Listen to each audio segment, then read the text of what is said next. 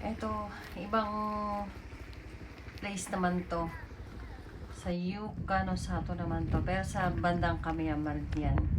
Isa rin siya sa talagang pinupunta. Isang bundok lang talaga to ng cherry blossom.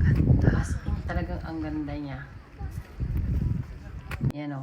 Drooping branches din siya. Yung mga nakalaylay ang branch niya. Kaya talagang ang ganda. Ang sarap magpakuha talaga ng picture dyan. Taon-taon nandito kami. As in talagang maganda.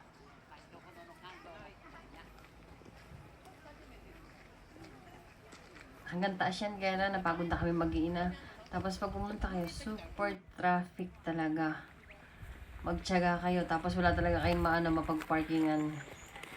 Kung sino yung aalis, yun lang ang papasok ko na dun sa sa parking area. Pag 5 ang umalis sa parking area, 5 rin na ang papasok. As in, super ang grabe ang traffic dyan. Papunta dyan. Kaya mas maganda, mas maaga. Tsaka talaga mas maganda tingnan ang sakura pag mga yung talagang maganda sikat ng araw, mga 10 or 11 AM talaga.